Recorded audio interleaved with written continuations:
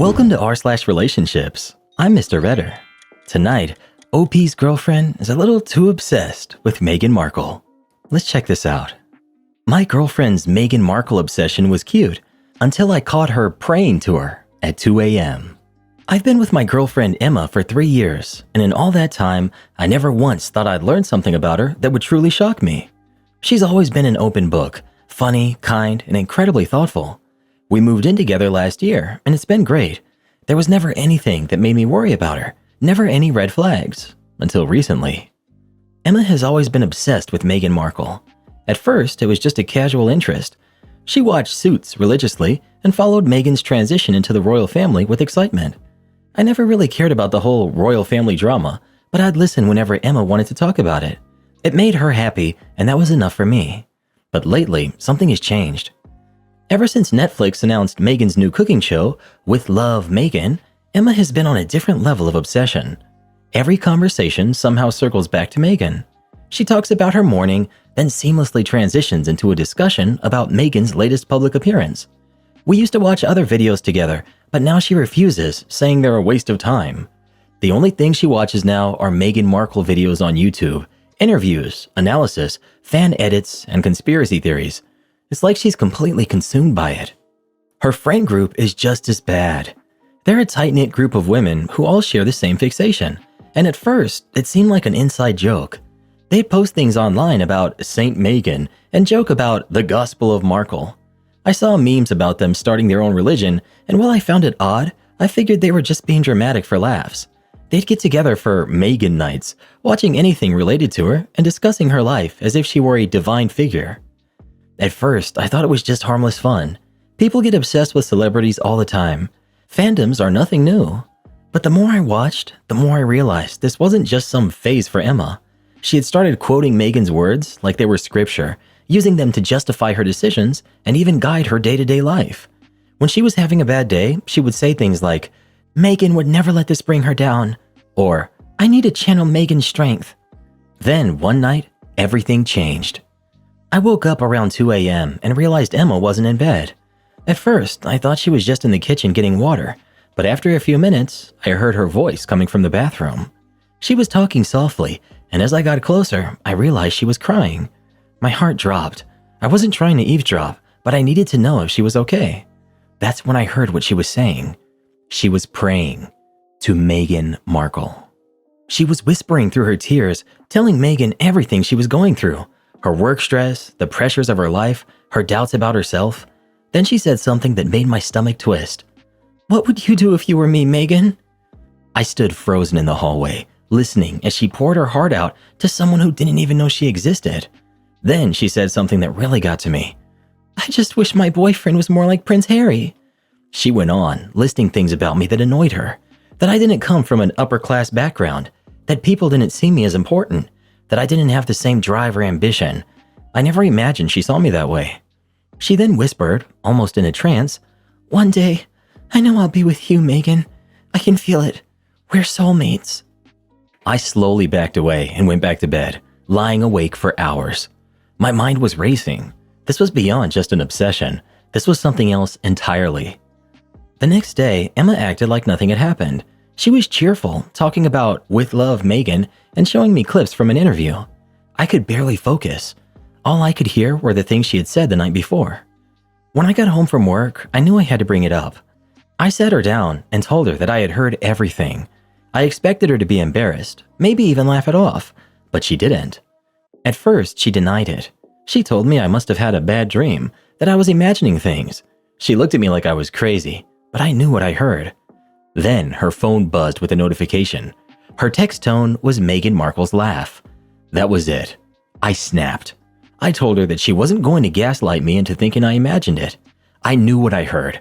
I could see it in her face. She was caught. That's when she broke down and admitted the truth. She told me that she had been praying to Meghan, and she didn't even remember when she started doing it.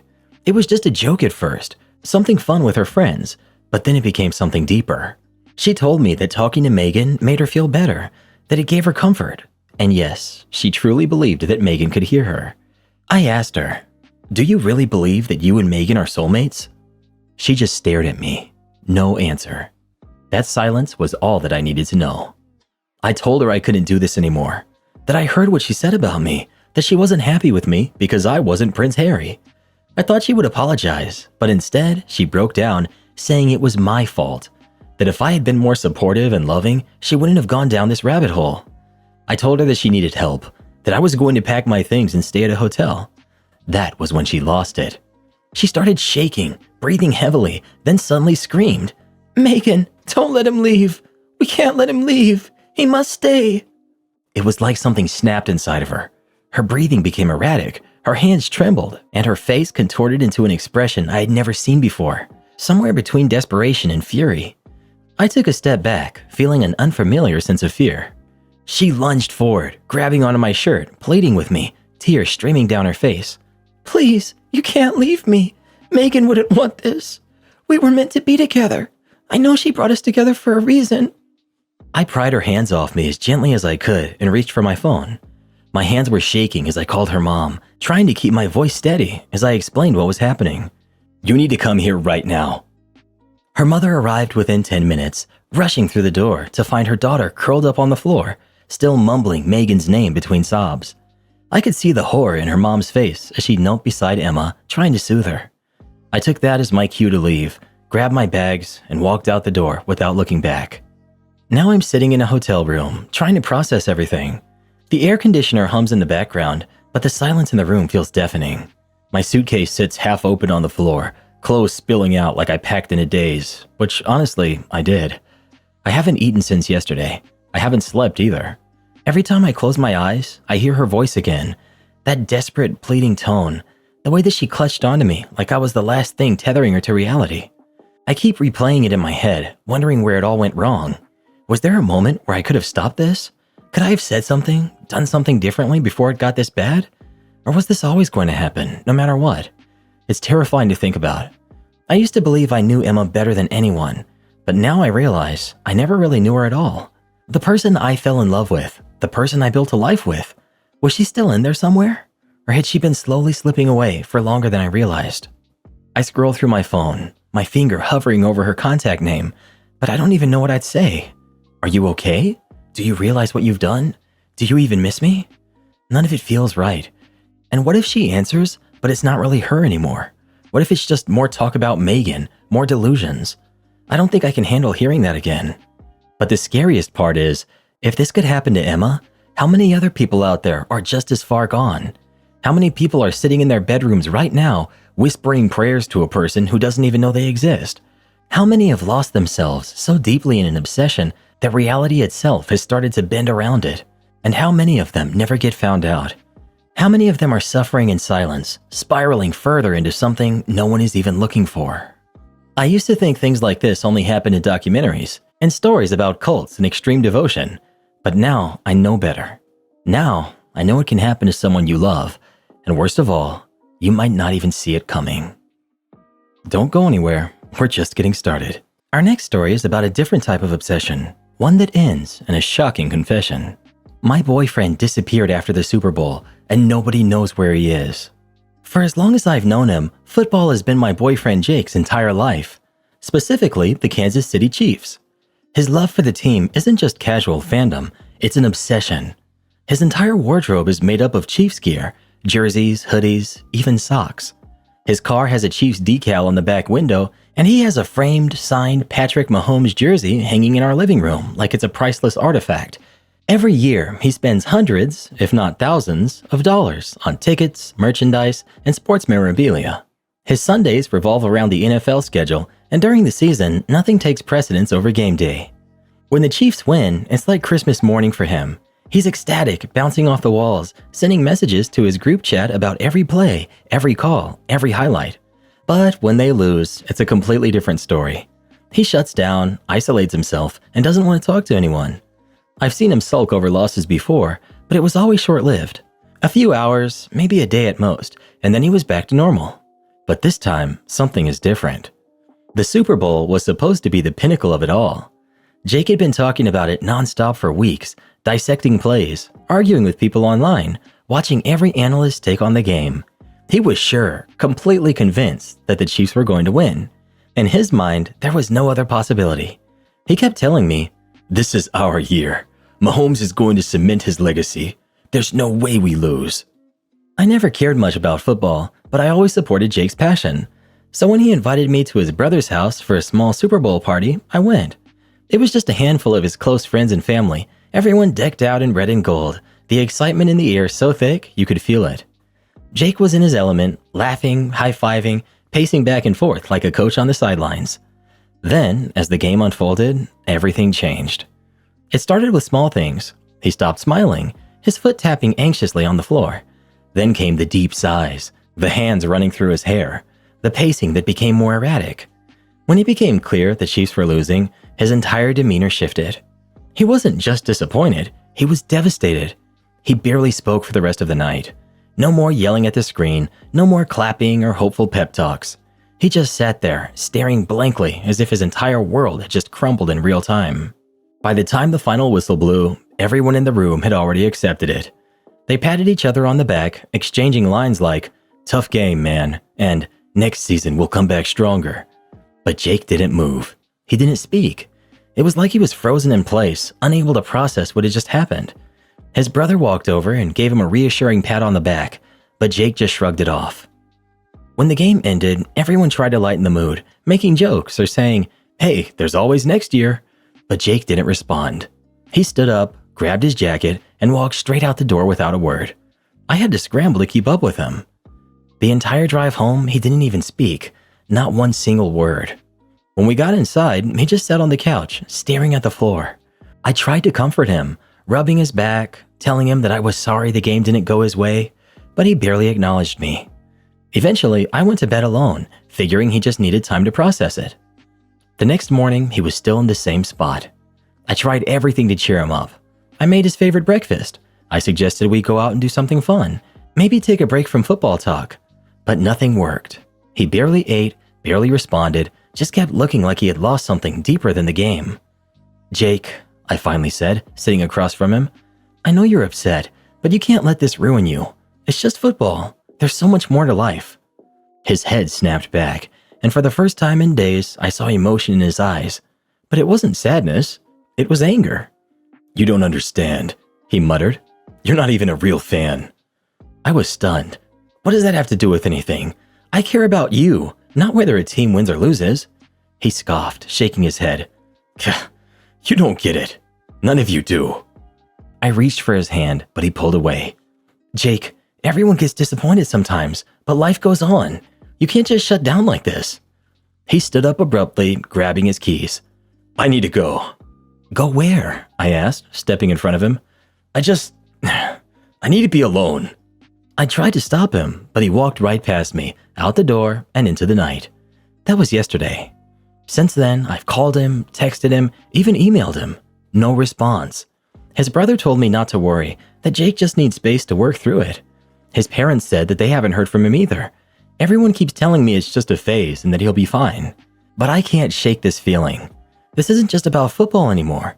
It's like he's lost something much bigger, like a part of his identity has been ripped away and he doesn't know how to function without it.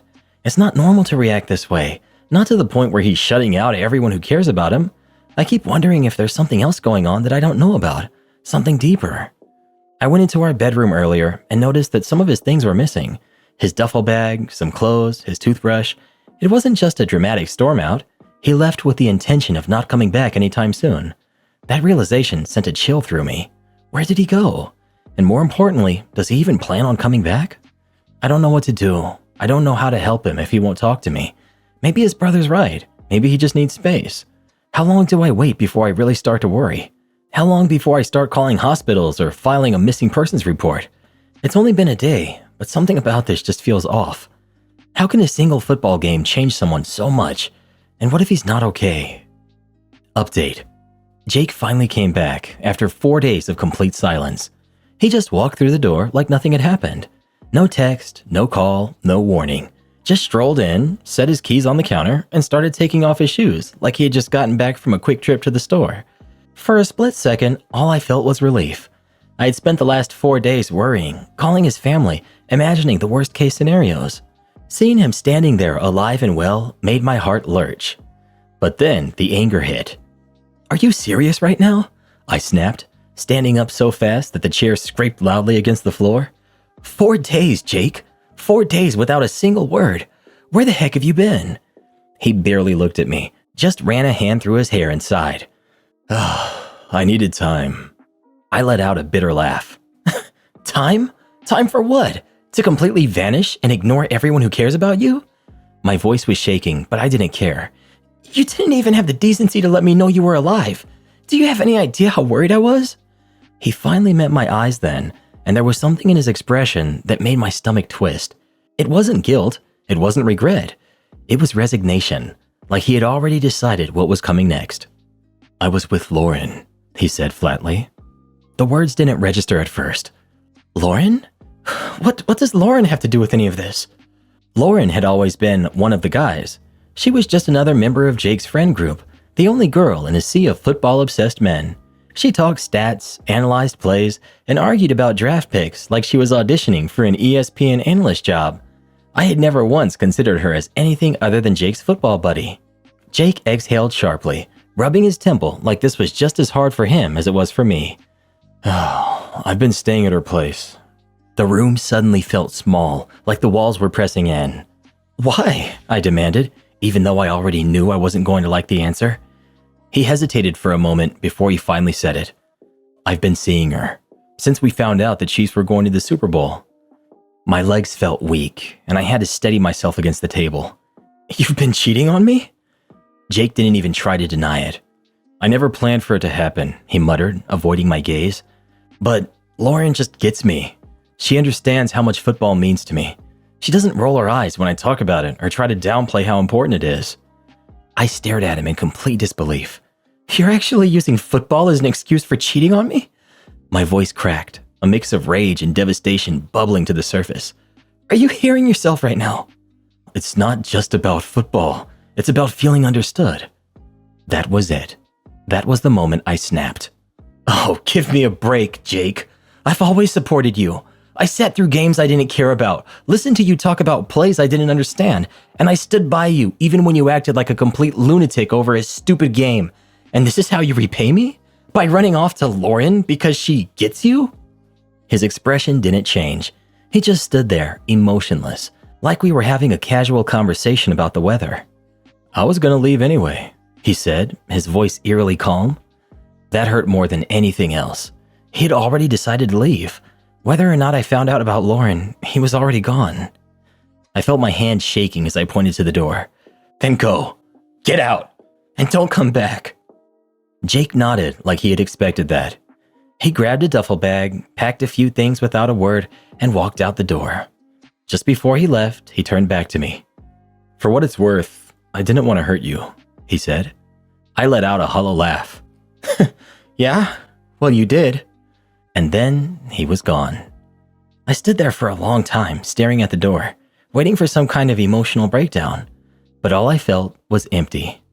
I thought about calling Lauren and confronting her, screaming at her, asking her how she could have done this. But honestly, I don't have the energy for any more drama. She can have him. I guess I learned a new red flag. When a guy is too obsessed with something like football. So there was this woman who lied about having dated Kendrick Lamar. Well, you won't believe what happens when she gets called out on it. Like, I want you to come watch that one next, okay? It's on the screen. It's right here. All you gotta do is tap it real good. And Karen and I will see you when you get there. And hey, if you like these, don't forget to subscribe.